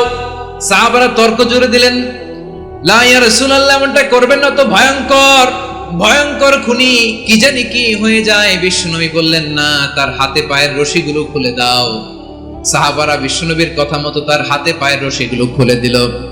সুমামা মুহূর্তের মধ্যে মসজিদে নববী থেকে বের হয়ে ইয়ামামায় ফিরে না যে মসজিদে নববীর পাশে একটা খেজুর বাগান ছিল সেখানে চলে গেলেন। সেখানে একটা ছোট্ট কুয়া ছিল, কুয়ার পানি দিয়ে তিনি গোসল করলেন। সুবহানাল্লাহ পড়েন। কুয়ার পানি দিয়ে গোসল করে মসজিদে নববীর সামনে এসে বিশ্বনবী এবং সাহাবাদের সামনে দাঁড়িয়ে সাব্বাবা উঁচু করে বললেন, আশহাদু আল্লা ইলাহা ইল্লাল্লাহ ওয়া আশহাদু আন্না মুহাম্মাদান আবদুহু ওয়া রাসূলুহু। আল্লাহু আকবার। আমি সাক্ষ্য দিচ্ছি আল্লাহ ছাড়া কোনো ইলাহ নাই, আর মুহাম্মদ আল্লাহ তাআলার প্রেরিত বান্দা এবং রাসূল। প্রিয় ভাইরা, ইহসান দিয়ে যা জয় করা যায়, কঠোরতা দিয়ে সেটা কঠিনকালেও জয় করা যায় না। আওয়াজ করে বলেন ঠিক কি না? এবার সুমামা দাঁড়িয়ে বলে, ওগো নবী, আমি তো কালিমা পড়ে মুসলমান হয়ে গেলাম, এবার শোনেন, এই মুহূর্তের আগে আপনার চেহারার চাইতে নিকৃষ্ট কোনো চেহারা আমার কাছে ছিল না, কিন্তু শাহাদা পাঠ করার পরে আপনার চেহারার চাইতে উত্তম শ্রেষ্ঠ কোনো চেহারা আমার কাছে আর নাই। ও নবী, আজকের দিনের আগে ইসলাম ধর্মের চেয়ে নিকৃষ্ট অপছন্দনীয় কোনো ধর্ম আমার কাছে ছিল না, কিন্তু এই মুহূর্ত থেকে ইসলামের চেয়ে সেরা শ্রেষ্ঠ পছন্দনীয় কোনো ধর্ম আমার কাছে নাই। নবী গো, আজকের দিনের আগে মদিনার চাইতে অপছন্দনীয় নিকৃষ্ট কোন শহর আমার কাছে ছিল না, কিন্তু এই মুহূর্তের পর থেকে মদিনার চাইতে কোনো শ্রেষ্ঠ শহর আমার জানা নাই। সে ছিল গমের বড় ডিলার, গম বেচতো। কি বেচতো? তার গম কিনে মক্কার লোকেরা রুটি খাইতো। সে ঘোষণা দিল, আজকে থেকে মক্কাবাসীদের জন্য সব গম আমি হারাম করে দিলাম, মক্কাবাসী এখন না খেয়ে মরে। সুবহানাল্লাহ পড়বেন না? মক্কাবাসী বিশ্বনবীর কাছে আসলেন, এসে বললেন, মুহাম্মদ, আমরা তো তোমার ভাই, তোমার চাচা, তোমার ভাতিজা, তোমার আত্মীয়, তুমি সুমামারে বলো সে যেন আবার গমের সাপ্লাই মক্কার জন্য অনুমতি দিয়ে দেয়। বিশ্বনবীর অনুমতি ক্রমে সুমামা আবার মক্কাতে গম পাঠাতে শুরু করলো। পড়েন সুবহানাল্লাহ। ইহসান, ইহসান দিয়ে আপনি যেটা জয় করতে পারবেন, you can win the heart of your enemies. ইহসান দিয়ে আপনি আপনার শত্রুর হৃদয়কে জয় করতে পারবেন। আওয়াজ করে বলেন ঠিক কিনা? এজন্য আল্লাহ বললেন, ওয়া আনফিকু ফি সাবিলিল্লাহি ওয়া লা তুলকু বিআইদিকুম ইলাত তাহলুকা ওয়া আহসিনু ইন্নাল্লাহা ইউহিব্বুল মুহসিনিন। তোমরা আল্লাহর রাস্তায় দান করবে আর নিজেরা নিজেদেরকে ধ্বংসের হাতে ঠেলে দিও না। তোমরা একে অপরের প্রতি ইহসান করবে, কারণ ইহসানকারীদেরকে আল্লাহ বড় ভালোবাসেন। সুবহানাল্লাহ পড়েন। আবার সূরা রহমানে আল্লাহ বললেন, হাল জাযাউল ইহসানি ইল্লাল ইহসান ফাবিআইয়ি আলা, সবাই পড়েন, ফাবিআইয়ি আলাই রাব্বিকুমা তুকাযযিবান। ইহসানের প্রতিদান হিসেবে ইহসানি হয়। বিশ্বনবী সুমামার প্রতি যেমন ইহসান করেছেন, সুমামাও ঠিক তেমন ইহসান ফিরিয়ে দিয়েছে। ঠিক কিনা বলেন? তাহলে এক নম্বরে হচ্ছে আদ, ন্যায় বিচার। দুই নম্বরে সবাই বলেন ইহসান, সদাচরণ। ইহসান দুই ধরনের প্রিয় ভাইরা, ইহসান ফিল ইবাদা, ইহসান ফিল মুআমালা। ইহসান ফিল ইবাদা হচ্ছে একাগ্র অনুভবে ইবাদতে ডুব দেওয়া, এর নাম ইবাদতের ইহসান। সুবহানাল্লাহ পড়ুন। বিশ্বনবী বলেন ইহসান মানে কি জানো নাকি? হাদিসে জিবরিলে সাইয়েদনা জিবরিল আলাইহিস সালাম বিশ্বনবীকে বললেন, আখবিরনি আনিল ইহসান। নবী আমাদেরকে বলেন ইহসান মানে কি? বিশ্বনবী বললেন, আনতা আবুদাল্লাহা কাআন্নাকা তারাহু ফাইন লাম তাকুন তারাহু ফাইন্নাহু ইয়ারাক। ইহসান মানে হলো এমন ভাবে তুমি আল্লাহর সামনে নিজেকে উজাড় করে ইবাদত করবে, তুমি ভাববে তুমি আল্লাহকে দেখতে পাচ্ছ। আর এটা যদি ভাবা তোমার জন্য কঠিন হয়ে যায়, অন্তত এতটুকু তুমি ভাববা যে আল্লাহ তোমাকে দেখতে পাচ্ছেন। ঠিক কিনা বলেন? আমার বীর চট্টলার ভাইয়েরা, কেউ যেটা দেখে না সেটা দেখে কে? এই বিশ্বাস হৃদয়ের মধ্যে আছে? নামাজে যখন দাঁড়ান এই ফিলিংসটা আনা যাবে? হ্যাঁ, এজন্য বিষ্ণু ইসলাম বলেছে এমন ভাবে নামাজে দাঁড়াও, ইবাদত করো, মনে করো হতে পারে এটাই আমার জীবনের শেষ নামাজ। পারফর্ম দ্য সালাহ as if this is your last and final prayer. এমন ভাবে সালাতে দাঁড়াও, ভাবো হতে পারে এটাই তোমার জীবনের শেষ নামাজ। এমন ভাবে নামাজে দাঁড়াও, ভাবো এটাই শেষ নামাজ। তাহলে নামাজে একাগ্রতা বাড়ায় দিবে কে? ফলে ইবাদতের ইহসান আমাদের অর্জিত হবে। আর মুআমালাতে ইহসান হলো, বিশ্বনবী বলেন, ইন্নাল্লাহা তাবারাকা ওয়া তাআলা কাতাবাল ইহসানা আলা কুল্লি শাই ফাইদা কাতালতুম ফাআহসিনুল কিতলা ওয়া ইযা যাবাহতুম ফাআহসিনুয যাবহা ওয়ালিউহিদ্দা আহাদুকুম শাফরাতাহু ওয়ালিউরিহ যাবিহাতাহু। ইহসান দুই ধরনের। আওয়াজ করে বলতে হবে কয় ধরনের? সবাই বলুন আওয়াজ করে, কয় ধরনের? একটা হচ্ছে ইহসান ফিল ইবাদা, ইবাদতে ইহসান। ইবাদতে ইহসান কি? একাগ্র অনুভব দিয়ে ইবাদত করা, মন প্রাণ দিয়ে ইবাদত করা। আর মুআমালাতে ইহসান কি? সব কাজে, দৈনন্দিন কাজে, কর্মে, সামাজিক অ্যাক্টিভিটিতে কোমলতা প্রদর্শন করা, অনুগ্রহের সাথে সবকিছু করা। আল্লাহ তাআলা ইন্নাল্লাহা তাবারাকা ওয়া তাআলা কাতাবাল ইহসানা আলা কুল্লি শাই, তিনি সব কিছুর ব্যাপারে ইহসানকে আবশ্যক করেছেন। সবকিছু, মুমিনের সব কাজে ইহসানের পরশ থাকবে। ওয়া ইযা কাতালতুম ফাহসিনুল কিতলা। আচ্ছা, কুরবানির দিন আমরা পশুগুলোরে কি করি? বলেন সবাই আওয়াজ করে, জবাই। জবাই মানে তো এটার মেরেই ফেলতেছি, একটু পরে তো টুকরো টুকরো করে গোশতগুলো খাবো, এটা তো খাবো, এটা তো মেরেই ফেলবে। বিষ্ণু বলে না, জবাইয়ের মধ্যেও মুমিনের জবের ভেতরেও ইহসানের পরশ থাকা চাই। যখন জবাই করবে প্রাণীটাকে হাত পা টাইট করে বেঁধে নাও, ছুরিটাকে শার্পেন করে নাও, ধারালো করে নাও, যাতে অল্প সময়ে জবাইটা হয়ে যায়, প্রাণীটা যাতে কম কষ্ট পায়। সুবহানাল্লাহ পড়ে। দিস ইজ কল্ড ইহসান। ইহসান, আল্লাহ তাআলা যেমনি আদলের আদেশ করেছেন, ন্যায় বিচার, জাস্টিস এনশিওর করতে বলেছেন, সমাজে ইহসানের ব্যবহার, ইহসানের অনুশীলন তিনি করতে বলেছেন। এজন্য মুমিনের প্রতিটি কাজে, আমার চট্টগ্রামের ভাইরা আমার দিকে তাকান, খেয়াল করে শুনুন, মুমিন জীবনের প্রতিটি কাজে ইহসানের পরশ থাকা চাই। আমরা যেন আমাদের পরিবারের প্রতি ইহসান করি, আমরা যেন আমাদের কর্মচারীদের প্রতি ইহসান করি, আমরা যেন আমাদের কলিগদের প্রতি ইহসান করি, আমরা যেন আমাদের ভাইদের প্রতি ইহসান করি। মুমিন জীবনের প্রতি কাজে ইহসানের পরশ থাকার দরকার আছে না নাই? কথা বুঝতে পেরেছেন? তাহলে আল্লাহ তাআলার তিনটা আদেশ ছিল, কয়টা গেল? ভুলে গেছে, ভুলে গেছে চট্টগ্রাম। তিনটা আদেশের মধ্যে কয়টা বললাম? প্রথমে কি ছিল? আদল। 2 নম্বরে, 3 নম্বরে রব্বুল আলামিন বললেন ওয়া ইতাইদিল কুরবা, নিকটাত্মীয়দেরকে দান করো। নিকটাত্মীয়দেরকে দাও, যারা তোমাদের ব্লাড কানেকশনের আত্মীয় তাদেরকে তোমরা দাও। এখানে জেনারেলি বললেন দাও, কি দিব সেটা তিনি এখানে বলেন নাই, সেটা তিনি সূরাতুল ইসরার মধ্যে বলেছেন। আল্লাহ বলেন ওয়া আতিদাল কুরবা হাক্কা, নিকট আত্মীয়দেরকে তাদের অধিকার, তাদের প্রাপ্য তোমরা বুঝিয়ে দাও। দেখেন, একটা শান্তির সমাজ, একটা সমৃদ্ধ সমাজ, একটা মানবিক সমাজ গঠনের জন্য আল্লাহ তাআলা বেশি না, মাত্র 3টা অর্ডার, 3টা ভার্ডিক্ট তিনি জারি করেছেন। 1 নাম্বার সুশাসন, ন্যায় বিচার। 2 নাম্বার ইহসান। 3 নাম্বার নিকটাত্মীয়, যারা কাছের, তোমার ভেরি ক্লোজ রিলেশনশিপে আছে, তাদেরকে দাও। দাও, দিলে বাড়িয়ে দেয় কে? অনেকে দিতে চায় না, কৃপণতা করে। দিলে বাড়ায় দেয় কে? ও মিয়া, মদিনার মধ্যে সবচাইতে গরিব সাহাবী ছিল বেলাল রাদিয়াল্লাহু তাআলা আনহু। ওনার এন্টায়ার অ্যাসেট, সম্পদের পরিমাণ কতদূর জানেন? একটা লুঙ্গি। বেলাল রাদিয়াল্লাহু তাআলা আনহু, ওনার টোটাল ওয়েলথের এস্টিমেশন হচ্ছে মাত্র একটা লুঙ্গি। একটা লুঙ্গি, টোটাল ওয়েলথ এস্টিমেশন, টোটাল সম্পদের পরি বেলাল রাদিয়াল্লাহু তাআলা আনহু কি ছিল? কথা বোঝে নাই বোধহয়, কি ছিল? ওই বেলাল রাদিয়াল্লাহু তাআলা আনহুকে বিষ্ণু ইসলাম বলেছেন আনফিক ইয়া বেলাল, ও বেলাল তুমিও দাও। ওয়ালা তাখশা মিন যিল আরশি ইখলালা, আরশের অধিপতির তো কোনো ঘাটতি নাই, তুমি দিলে ওই আল্লাহ তোমারে বাড়ায় দিবে। এজন্য আমার প্রিয় ভাইয়েরা, দিলে কমে না, দিলে বাড়ে। অনেকে ধরে রাখে, নতুন কিছু নিতে পারে না, হাত দিয়ে যেটা ধরে রেখেছেন এটা দিয়ে দেন, বড় একটা ধরার সুযোগ পাবেন। জোরে বলেন ঠিক কি না? ধরেন 5 কেজি ওজনের একটা ধরে রাখছেন, এখন 10, এটা না ছাড়লে 10 কেজি ধরতে পারবেন আপনি? আচ্ছা, 10 কেজির জিনিস একটা আছে হাতে, ওইটা যদি ছেড়ে দেন তাহলে না 15 কেজি ধরতে পারবেন। কথা বলেন ঠিক কি না? তাহলে দিলে বাড়িয়ে দেয় কে?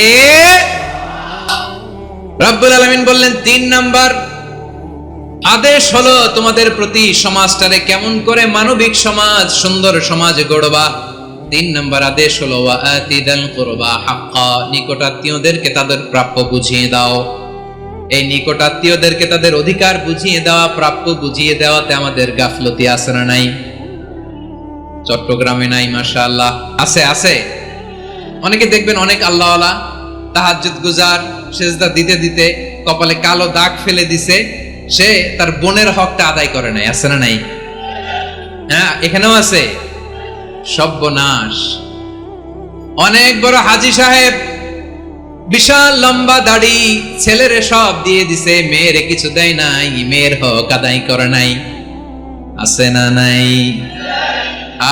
এই হাজী সাহেবেরা, এই আল্লাহওয়ালারা কিয়ামতের ময়দানে আটকে যাবে। আপনি অন্যের অধিকার নষ্ট করেছেন, তাদের রাইটস কে ভায়োলেট করেছেন। এজন্য আল্লাহ তাআলা বলেন, কারো অধিকার যদি কেউ নষ্ট করে, ওই সমাজটা মানবিক সমাজ কঠিনকালেও হতে পারে না। এজন্য 3 নম্বর আল্লাহ বললেন ওয়া ইতাইদিল কুরবা, নিকটাত্মীয়দেরকে দাও। কি দিবা? তাদের অধিকার দিয়ে দাও। বোনের অধিকার বুঝিয়ে দাও, মেয়ের অধিকার বুঝিয়ে দাও, ফুফুর অধিকার বুঝিয়ে দাও। দেখবেন অনেক মায়েরা ছেলের পাতে মুরগির রান দেয়, মেয়ের পাতে দেয় মুরগির ঠ্যাং। এরকম আছে না নাই?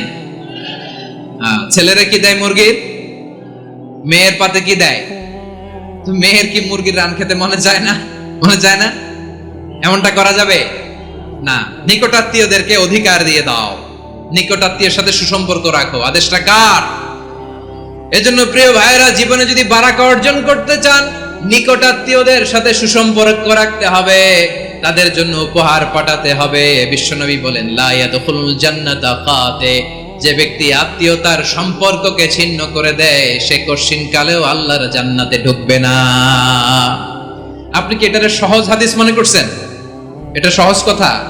আপনি ভাবছেন আপনার নামাজ আপনারে বাঁচাতে পারবে, আপনার রোজা বাঁচাতে পারবে, আপনার তাহাজ্জুদ আপনারে বাঁচাতে পারবে? অধিকার নষ্ট করলে কিছুই আপনারে বাঁচাতে পারবে। এজন্য নিকট আত্মীয়দেরকে দিতে হবে বেশি বেশি। বিশ্বনবী বলেন, ইন্না সাদাকাতা আলাল মিসকিনি সাদাকা ওয়া আলা যির রাহিমি ইসনাতান সাদাকাতুন ওয়া সিলা। মিসকিনরে দান করলে শুধু দানের সওয়াব হয়, নিকট আত্মীয়কে দান করলে দুইটার সওয়াব হয়, সাদাকার সওয়াব হয়, আবার আত্মীয়তার বন্ধন অটুট রাখার সওয়াব হয়ে যায়। আবার বিশ্বনবী বললেন, মান সাররাহু আইয়ুবসাতা লাহু ফি রিজকিহি ওয়া ইউনসা লাহু ফি আসারিহি ফালইয়াসিল রাহিমা। যে ব্যক্তি তার রিজিকের প্রশস্ততা চায় আর হায়াতে বরকত চায়, সে যেন তার আত্মীয়ের সাথে সুসম্পর্ক রাখে। আমার প্রিয় চট্টলার ভাইয়েরা, আমাদের রিজিক বাড়ুক, এটা আমরা চাই কি চাই না? সবাই চান? হ্যাঁ, আমাদের রিজিকে প্রশস্ততা আসুক, চাই কি চাই না? আমাদের হায়াতে বরকত আসুক, আমরা চাই কি চাই না? এই দুইটা যদি চান, তাহলে নিকটাত্মীয়দের সাথে সুসম্পর্ক রাখবেন, পারবেন? তাহলে সমাজটারে মানবিক সমাজ বানায় দিবে কে? তিনটা আদেশ চলে গেল। কয়টা? আওয়াজ করে বলেন। 1 নম্বরে কি ছিল? 2 নম্বরে, 3 নম্বরে নিকটাত্মীয়দেরকে দান। আমার প্রিয় ভাইয়েরা, আল্লাহ তাআলা 3টা জিনিসের যেমনি আদেশ করেছেন, অনুরূপভাবে 3টা বিষয় তিনি বারণ করেছেন, নিষেধ করেছেন। ওগুলোর কাছেও যাওয়া যাবে। শুনবেন রাব্বুল আলামিন বলেন, ওয়ায়ানহা আনিল ফাহশাই ওয়াল মুনকারি ওয়াল বাগি। আমি যেমনি 3টি বিষয়ে আদেশ করলাম, অনুরূপভাবে 3টি বিষয়ে বারণ করলাম, নিষেধ করলাম। আমার 1 নাম্বার নিষেধাজ্ঞা হলো অশ্লীলতার প্রতি।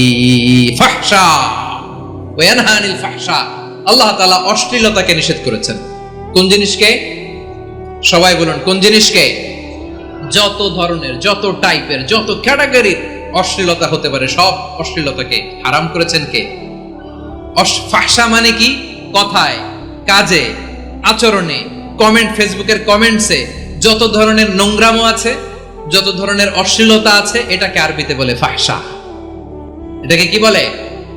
রাব্বুল আলামিন বলেন, কুল ইন্নামা حرم ربي الفواحش ما ظهر منها وما بطن। ও নবী, আপনি বলে দেন, আমার রব প্রকাশ্য, অপ্রকাশ্য, স্পষ্ট কিংবা অস্পষ্ট, দৃশ্যমান কিংবা অদৃশ্যমান সব অশ্লীলতাকে হারাম করেছেন। সব ধরনের অশ্লীলতা হারাম, সব ধরনের। আল্লাহ তাআলা আমাদেরকে অশ্লীলতা থেকে বাঁচান, অশ্লীলতা থেকে তিনি আমাদেরকে হেফাজত করুক। পড়েন আমিন। এবার বলেন, আমাদের সমাজে অশ্লীলতা আছে না নাই?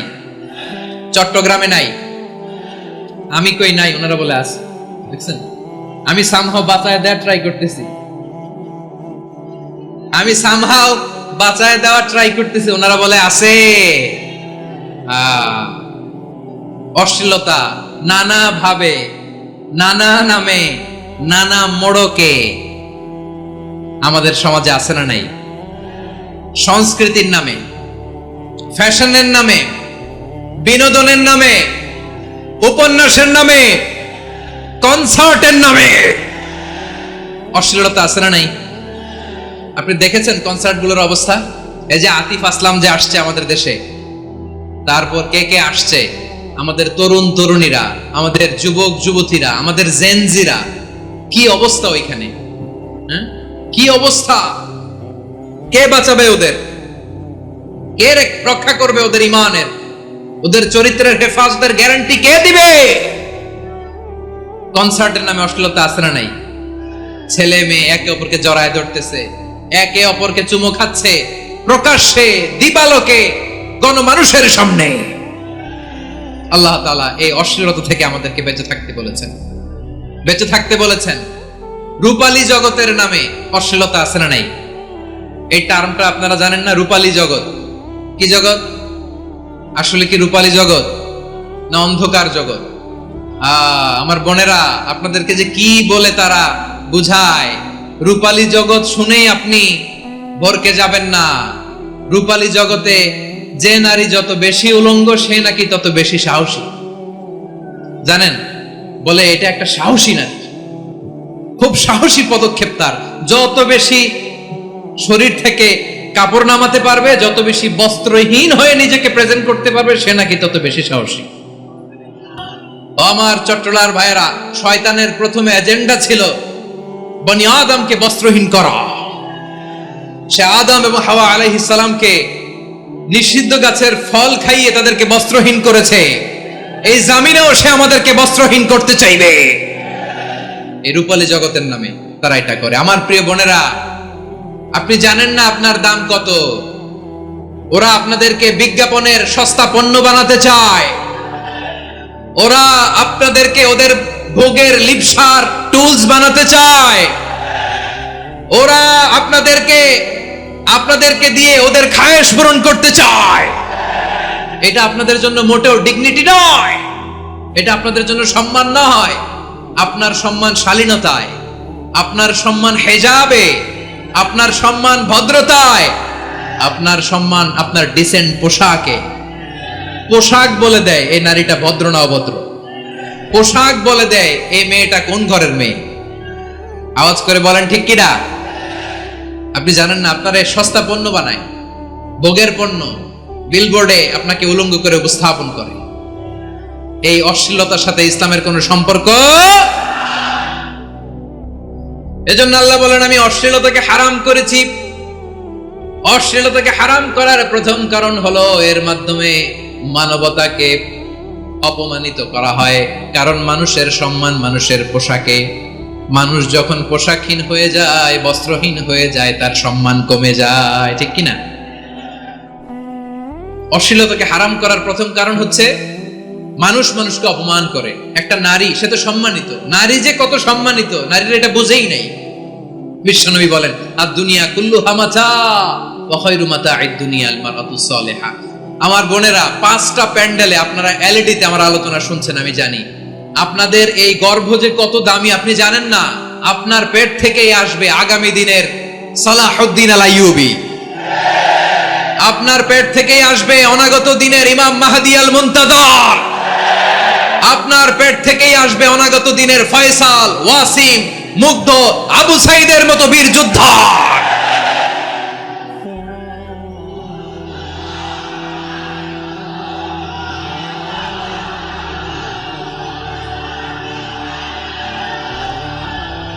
আমার প্রিয় বোনেরা, আমার প্রিয় বোনেরা, বিশ্বনবীর কথার ওজন খেয়াল করেন। আর দুনিয়া কুল্লুহা মাতা ওয়া খায়রু মাতা'আদ দুনিয়া আল মারআতুস সালিহা।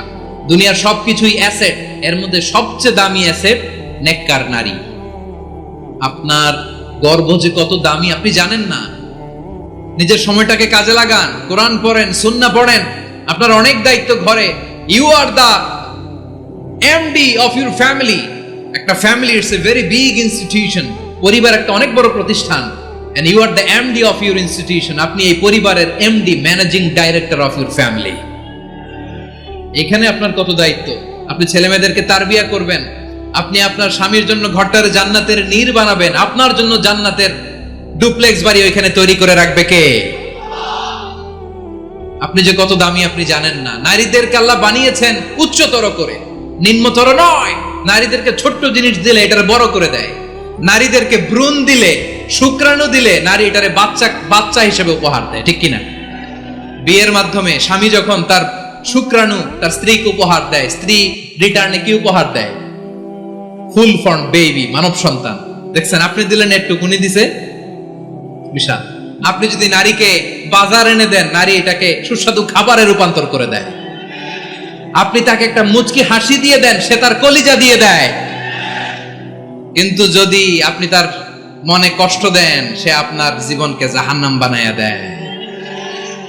খবর আছে, নারীর মন বুঝতে পারলে নেয়ামত, বুঝতে না পারলে কিয়ামত। ঠিক কিনা বলেন? আমার প্রিয় বোনেরা, আপনি যে কত দামি আপনি জানেন না, জানেন না আপনি কত দামি, অনেক দামি আপনি। আপনাদেরকে যেন ভোগের সস্তা পণ্য বানাতে না পারে আপনাদেরকে সচেতন থাকতে হবে, সজাগ থাকতে হবে, কনসার্ন থাকতে হবে। শয়তানের ওই হাতছানির দিকে আর নজর দেওয়া যাবে না। তাহলে কেন আল্লাহ তাআলা এই ফাহশা অশ্লীলতাকে হারাম করলেন? এক নাম্বার, এতে হিউম্যান ডিগনিটি কমে। দুই নাম্বার, এতে মানুষের অধিকার নষ্ট হয়।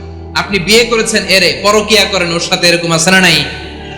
স্ত্রীর অধিকার নষ্ট করেছেন। আপনি বিবাহ সম্পর্কে আবদ্ধ হয়েছেন তার সাথে, আপনি পরকিয়া করেন ওই ছেলের সাথে, আপনি আপনার হাজবেন্ডের সাথে বিট্রে করেছেন। এজন্য আল্লাহ অশ্লীলতাকে হারাম করেছেন। অশ্লীলতাকে হারাম করার আরেকটা কারণ হচ্ছে আল্লাহ তাআলা এই হিউম্যান জেনারেশনকে এটাকে প্রিজার্ভ করতে চায়। হিফজুন নাসল, এটা মাকাসিদুশ শরিয়ার অনেক গুরুত্বপূর্ণ একটা মাকাসিদ, অনেক গুরুত্বপূর্ণ। আপনার নাসল, আপনার জেনারেশনকে সংরক্ষণ করা। এই যে আসতেছে ফেব্রুয়ারি, কত ফেব্রুয়ারি জানো? এটা কি বিশ্ব ভালোবাসা দিবস? হ্যাঁ, কি দিবস? এই বিশ্ব ভালোবাসা দিবসের সাথে মুসলমানদের কোনো সম্পর্ক নাই। আমার প্রিয় ভাইরা, এই যে আপনি অবৈধ সম্পর্কে জড়ালেন, কেন আল্লাহ অশ্লীলতাকে হারাম করেছে দেখেন। বলতেছিলাম যে এটা আপনার নাসল, আপনার জেনারেশন, আপনার লিনিয়েজ, আপনার বংশকে প্রিজার্ভ করা। কে কার বাবা, কে কার মা, বাবা মা জানা, প্রজন্মকে প্রিজার্ভ করা, এটা ইসলাম ওয়াজিব করে দিয়েছে। এই যে অবৈধ সম্পর্কের কারণে, বিশ্ব বেহায়া দিবসের কারণে, এগুলোর আউটকাম, আউটপুট হিসেবে মাঝে মাঝে ঢাকা মেডিকেলের ডাস্টবিনে নবজাতকের বাচ্চার কান্নার আওয়াজ শুনতে পাওয়া যায়। চট্টগ্রাম মেডিকেলের ডাস্টবিনে নবজাতকের কান্না শুনতে পাওয়া যায়। বীর চট্টলার মুসলমানেরা বুঝতে পারলে আওয়াজ করে বলেন, এই যে চট্টগ্রাম মেডিকেলে যে নবজাতকটা পাওয়া গেল, ওর বাবাকে আমাকে বলেন, ওর বাবাকে, ওর মাকে, ও কোন ফ্যামিলির সন্তান কেউ জানে? আপনি হিউম্যান ডিগনিটিকে অপমান করেছেন না? আপনি তার ভবিষ্যৎকে অন্ধকার করেছেন না? আপনি তার লিনিয়েজকে প্রশ্নবিদ্ধ করে দিয়েছেন না? এই জন্য আল্লাহ তাআলা অশ্লীলতাকে আমাদের জন্য হারাম করে দিয়েছেন। পড়েন সুবহানাল্লাহ। এই জন্য রাব্বুল আলামিন বলেন, কুল ইন্নামা হারাম রাব্বিয়াল ফাওয়াহিশা মা যাহারা মিনহা ওয়া মা বাতান। প্রকাশ্য অপ্রকাশ্য সব অশ্লীলতাকে হারাম ঘোষণা করে দিয়েছে কে? আবার দুনিয়ার বুকে যারা অশ্লীলতার প্রসার করে তাদের জন্য শাস্তি মজুদ রেখেছে কে? রাব্বুল আলামিন বলেন, ইন্নাল্লাযীনা ইউহিব্বুনা আন তাশিআল ফাহিশাতু ফিল্লাযীনা আমানু লাহুম আযাবুন আলীমুন ফিদ দুনিয়া ওয়াল আখিরাতি ওয়াল্লাহু ইয়ালামু ওয়া আনতুম লা তা'লামুন। নিশ্চয়ই যারা বিশ্বাসীদের মাঝে অশ্লীলতার প্রচার প্রসার করতে চায় তাদের জন্য আমি মর্মন্তুদ শাস্তি প্রস্তুত করে রেখেছি, দুনিয়াতেও রেখেছি, আখিরাতেও রেখেছি। ঘোষণাটা কার? যারা এই নাটকের নামে, সিনেমার নামে, রূপালী জগতের নামে, মুভির নামে, ওটিটি প্ল্যাটফর্মের নামে আমার সমাজে অশ্লীলতা ছড়াতে চায় তাদের জন্য কঠিন মর্মন্তুদ শাস্তি মজুদ রেখে দিয়েছে কে? ও আমার বোনেরা, এখনো আপনি জাগবেন না? এখনো আপনার চিন্তার দুয়ারে এখনো নাড়া পড়ে নাই? ওরা আপনাকে উলঙ্গ বানাতে চায়, ওরা আপনাকে আইটেম গার্ল বানাতে চায়। এজন্য ইসলাম অশ্লীলতাকে হারাম করেছে। হারাম। ইসলাম বলেছে যোজন যোজন দূরে থাকো, ওরা বলে না কাছে আসো, কাছে আসার গল্প, ক্লোজ আপ ওয়ান, কাছে আসার গল্প আছে না নাই?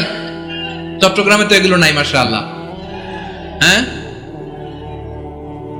এখানেও আছে ক্লোজ আপ ওয়ান, কাছে আসার গল্প।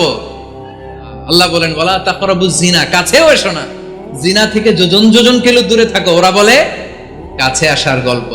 আমার বীর চট্টলার ভাইয়েরা, কাছে আসতে হলে আমরা কোরআনের কাছে আসব, কাছে আসতে হলে নবীর কাছে আসব, কাছে আসার গল্প হবে আমার রবের কাছে আসার গল্প। চিল্লায় বলো ঠিক কিনা?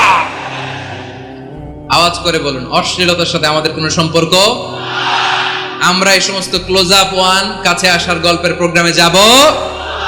আমরা কোন ধরনের অশ্লীল কন্টেন্ট সোশ্যাল মিডিয়ায়, টিভিতে দেখব।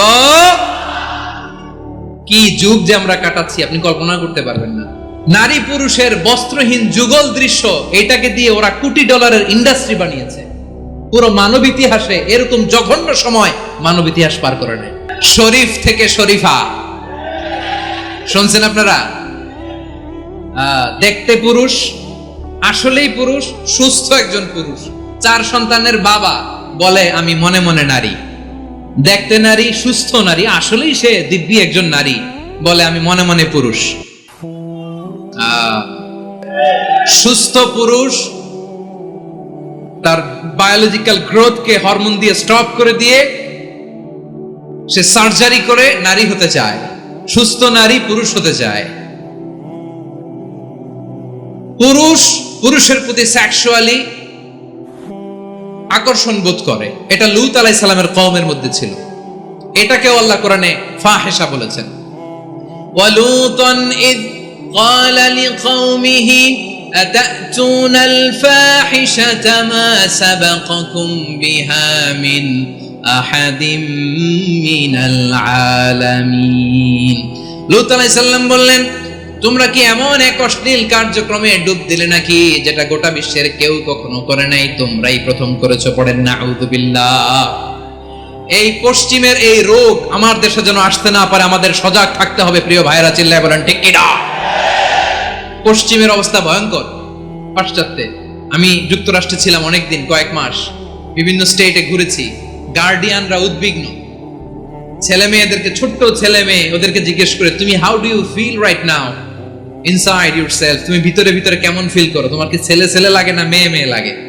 আচ্ছা বলেন, এই ছোট্ট বাচ্চাটা ওকে এগুলো জেন্ডার অ্যাসাইনমেন্ট বলতে এগুলো কিছু বুঝে? এইভাবে মিসগাইড করা হচ্ছে। কৌতূহল বশত ছোট্ট ছেলে যদি বলে আমার তো মেয়ে মেয়ে লাগে, তখন বলে যে না তুমি মেয়ে, ছেলে না। মা বাবা বাধা দিলে ওকে আলাদা গভর্নমেন্ট হাউসে নিয়ে যাবে। ভয়ঙ্করতম অবস্থা। আমরা একটা সময়ে শুনতাম যে হুজুর আমার ছেলেটা খুব ভালো, হাফেজে কোরআন, আল্লাহওয়ালা। হুজুর আমার ছেলে দাড়ি রাখছে, আল্লাহওয়ালা। হুজুর আমার ছেলে 5 ওয়াক্ত সালাত জামাতের সাথে পড়ে, তার মানে আল্লাহওয়ালা। পশ্চিমে যে আমি কি শুনছি জানেন? ওরা বলে হুজুর আমার ছেলেটা ইউনিভার্সিটির একটা মেয়ের সাথে প্রেম করে, ও খুব আল্লাহওয়ালা, হুজুর দোয়া করবেন। এর কারণ ওদের কাছে আল্লাহওয়ালার ক্রাইটেরিয়া হচ্ছে হুজুর আমার ছেলেটা আরেক ছেলেরে পছন্দ করে নাই, আমার মেয়েটা আরেক মেয়েকে ভালোবাসে নাই, এজন্য আমার ছেলেটা আল্লাহওয়ালা, হুজুর ওর জন্য একটু দোয়া করে দিয়েন। কি চ্যালেঞ্জ ওরা ফেস করতেছে।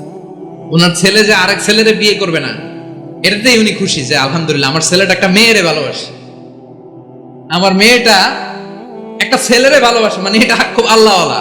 নাউজুবিল্লাহ পড়তে পারলেন না? এজন্য অশ্লীলতার সাথে আমাদের কোনো সম্পর্ক। রব্বুল আলামিন বলেন ওয়ায়ানহা আনিল ফাহশাই ওয়াল মুনকারি ওয়াল বাগি। 3টা জিনিসকে আমি নিষিদ্ধ করলাম। 1 নাম্বার হলো ফাহশা, অশ্লীলতা। 2 নম্বরে হলো মুনকারের সমস্ত মন্দ কাজ। আপনাদের মনোযোগ আছে না? শেষ করে দিব? আর 2-1 মিনিট শুনবেন? আচ্ছা বলি তাহলে, আর 2-1 মিনিট। তাহলে নিষেধাজ্ঞা জারি করেছেন 3টা জিনিসের উপর। 1 নাম্বার কি? ফাহশা, অশ্লীলতা। 2 নাম্বার মুনকার। মুনকার মানে হচ্ছে যত মন্দ কাজ, খারাপ কাজ, বাজে কাজ, এটার বলে মুনকার। এটার কি বলে? আপনারা পড়ছেন না তা'মুরুনা বিল মা'রুফি ওয়া তানহাউনা আনিল মুনকার। ভালো কাজের আদেশ, সৎ কাজের আদেশ, অসৎ কাজের নিষেধ। মুনকার, মুনকার হচ্ছে মানুষের স্বাভাবিক বিবেকবোধ যেটাকে খারাপ বলে, ওইটাই মুনকার। পৃথিবীর সব আসমানি গ্রন্থ যেটাকে খারাপ বলেছে, মানুষের স্বাভাবিক বিবেকবোধ যেটাকে খারাপ বলেছে, এগুলো সব মুনকার। যেমন ইফটিজিং, এটা কি ভালো না খারাপ?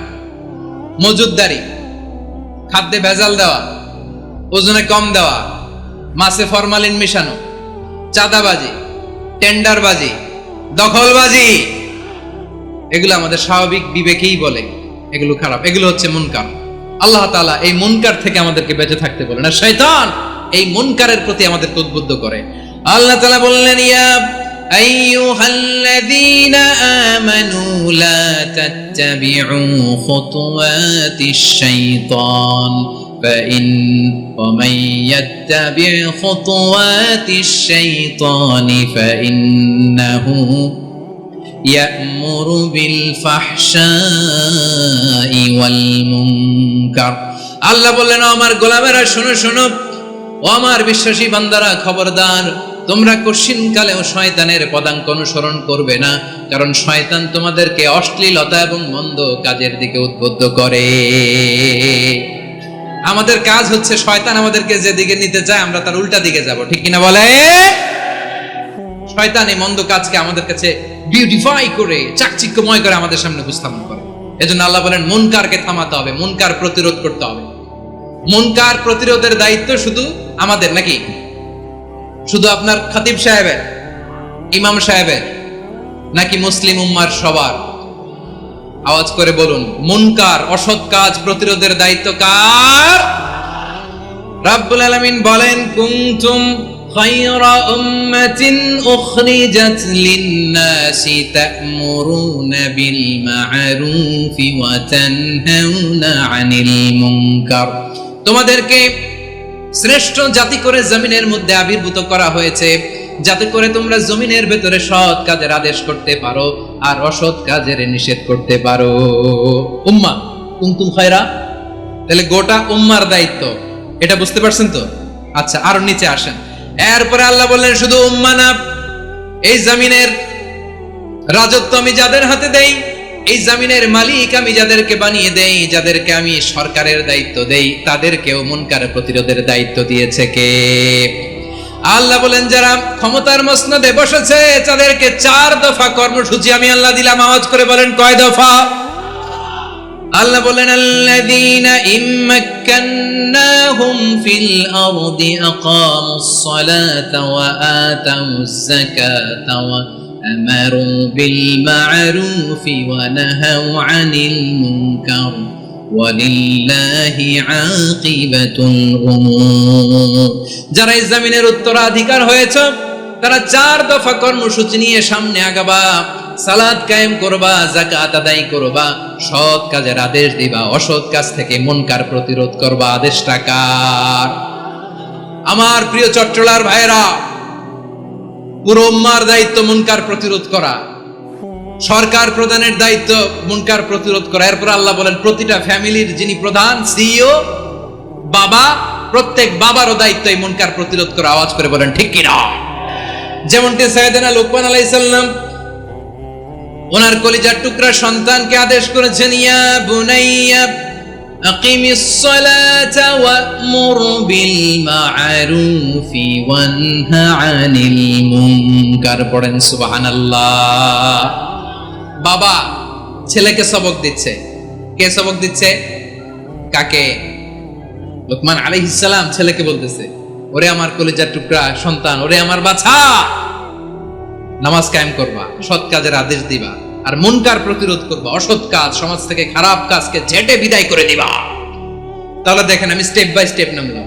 পুরা উম্মার দায়িত্ব, জমিনের উত্তরাধিকারী আল্লাহ যাদেরকে বানিয়েছেন সরকার, তাদের দায়িত্ব, প্রতিটি ফ্যামিলির প্রধানের দায়িত্ব।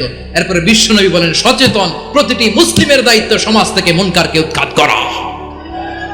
বিশ্বনবী বলেছেন, মান রাআ মিনকুম মুনকারান ফালিয়ুগাইয়িরহু বিয়াদিহি ফাইন লাম ইস্তাতি ফাবিলিসানিহি ওয়া ইন লাম ইস্তাতি ফাবিকলবিহি ওয়া যালিকা আযআফুল ঈমান। সমাজে যে মুনকার দেখবে, খারাপ কাজ দেখবে, সে যেন হাত দিয়ে সেটাকে থামায়। কি দিয়ে? আপনাদের তো হাত নাই না? হাত আছে, হাত আছে। ওরা যেই হাত দিয়ে অন্যায় করে ওটা প্রতিরোধের জন্য আমাদেরও হাত আছে না নাই? আমার প্রিয় ভাইরা, ওরা ওদের যেই হাত দিয়ে টেন্ডারবাজি করে, চাঁদাবাজি করে, ইফটিজিং করে, দখলবাজি করে, যেই হাত দিয়ে, ওই মুনকার থামায় দেওয়ার জন্য আল্লাহর দেয়া আমাদেরও 2টি হাত আছে না নাই? আমাদেরও হাত আছে। থামাইতে হবে, থামাইতে হবে, হিম্মত করতে হবে। আমার প্রিয় ভাইরা, না থামালে আমরাই ডুববো শেষমেশ। আমাদের বাঁচার জন্য হলেও থামাইতে হবে। রব্বুল আলামিন বলেন, ওয়াত্তাকু ফিতনাতাল লা তুসিবান্নাল্লাযীনা যালামু মিনকুম খাসসা ও আমার গোলামেরা, ওই আযাবকে ভয় করো যে আযাব যখন আমি জমিনের বুকে পাঠাই শুধু জালেমদেরকেই মারি না, আলেমদেরকেও মারি। আযাব যখন আসে তখন শুধু জালিমই মরে না, আলেমও মরে। জানেন, মুসা আলাইহিস সালামের পায়ে একবার একটা লাল পোকা কামড় দিয়েছে, লাল পিঁপড়া। লাল পিঁপড়া কামড় দিলে খুব আরাম লাগে না? কি লাগে? হ্যাঁ, জলে না? লাল একটা পিঁপড়া কামড় দিছে, তো উনি রেগে মেগে পাশি দেখে লাল পিঁপড়ার বাসা পা দিয়ে ডলে মুছে সবগুলো পিঁপড়া মেরে ফেলছে। এই ঘটনাটা আল্লাহ ঘটিয়েছেন এজন্য মুসা আলাইহিস সালাম ছিলেন কালিমুল্লাহ, সরাসরি আল্লাহর সাথে কথা বলতেন। তিনি আল্লাহকে জিজ্ঞেস করেছিলেন, আল্লাহ তুমি যখন কোন জনপদে আযাব পাঠাও, শাস্তি দাও, ওখানকার শুধু জালেমরাই তো মরে না, ভালো মানুষগুলাও মরে, তো আযাব দিবা মুশরিকদের উপর দিবা, অবাধ্যদের উপর দিবা, ভালো মানুষগুলারে মারো কেন? আল্লাহ বললেন, মুসা তোমার যে কামড় দিছিল পায়ের মধ্যে পিঁপড়া, কয়টা পিঁপড়া? জোরে বলেন। একটা পিঁপড়া, তো সবগুলারে মারলা কেন? রেগে মেগে পুরো পিঁপড়ার বাসা ভেঙে মেসাকার করলা কেন? এই মুসা, আমি যখন অ্যাকশনে যাই, আমি যখন শাস্তি দেই, তখন এত বাস বিচার করা হয় না, বাস বিচার করা যায় না। যখন অ্যাকশনে যাওয়া হয় ওইটা ডাইরেক্ট অ্যাকশন হয়ে যায়। চিল্লায় বলো ঠিক কি না? এজন্য আমাদের বাঁচার জন্য হলেও এই পাপ থামাতে হবে, এই শয়তানের অট্টহাসি থামাতে হবে, অন্যায় অপরাধ সমাজ থেকে আমাদের থামাতে হবে। কারণ আযাব আসলে ওরাও মরবে, আমরাও মরব। একটা জাহাজ 2 তলা, আপনি আছেন 2য় তলায়, শুনতেছেন? শুনতেছেন? জাহাজ কয় তলা? আপনি কোন তলায়? 2য় তলায়। নিচের তলার কিছু লোক জাহাজের তলা ছিদ্র করতে আরম্ভ করছে। কি ছিদ্র করতেছে? আচ্ছা, জাহাজের তলা ছিদ্র করলে তলা দিয়ে কি ঢুকে? এখন আপনি যদি বলেন আমার কি, আমি তো 2 তলায়, আমার কি, আমি তো সেফ, আমি তো সেফ জোন, আমি তো ভালো আছি, আমি তো ভালো আছি, ওরা ছিদ্র করে ওরা মরবে। আসলে কি শুধু ওরা মরবে? নাকি তলা ফুটো হলে ভিতরে পানি ঢুকলে আপনারও শরীর সমাধি হবে? তলা দিয়ে যখন পানি ঢুকবে, জাহাজ ঢুকলে আপনিও মরবেন। এজন্য নিজে মরার আগে ওই পাগলগুলোর নিচতলায় যে থামাতে হবে। চিল্লায় বলেন ঠিক কি না? এজন্য আল্লাহ বললেন, মুনকার প্রতিরোধের দায়িত্ব সমাজের টপ টু বটম সবার। উম্মার দায়িত্ব, সরকার প্রধানের দায়িত্ব, প্রতিটি ফ্যামিলির প্রধান বাবার দায়িত্ব, বিশ্বনবী বললেন প্রতিটি সচেতন মুসলিমের দায়িত্ব। এজন্য মুনকার প্রতিরোধ করার দরকার আছে না নাই? সমাজে এই যে ইফটিজিং হয়, আপনার বোনের বয়সী একটা মেয়েকে কিছু বকাটে টিটকারি করে, এই বলে সেই বলে, নোংরা কথা বলে, রাস্তায় দেখেও আপনি পাশ দিয়ে না দেখার মতো চলে যান কেন? আপনি দাঁড়ান না কেন?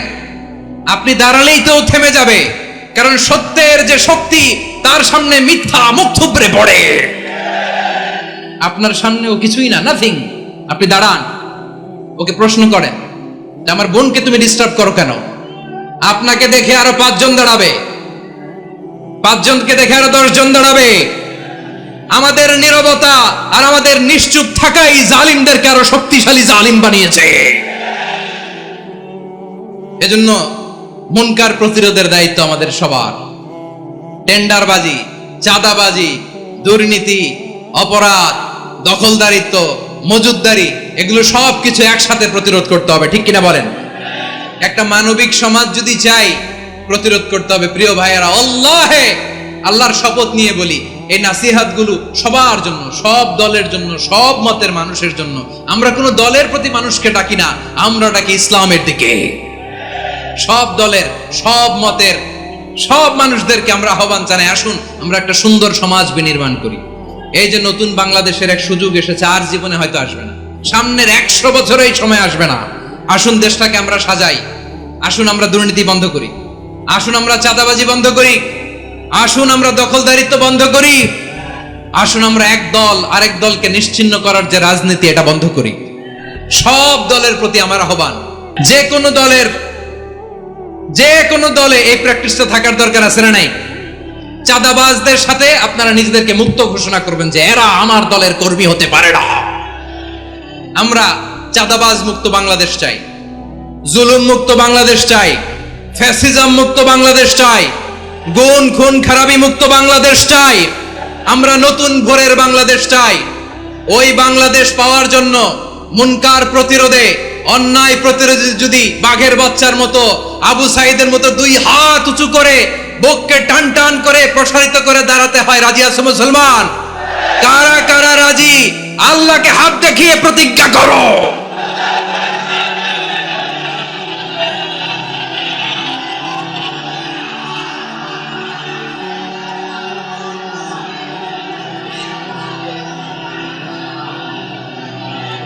আমার প্রিয় ভাইয়েরা, বসুন বসুন আমার ভাইয়েরা।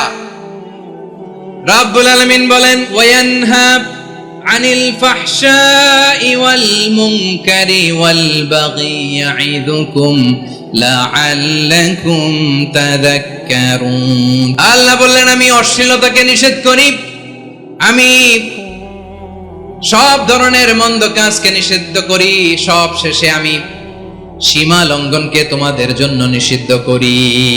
আলোচনা মনে আছে তো, না ভুলে গেছেন? নিষিদ্ধ করেছেন কয়টা জিনিস?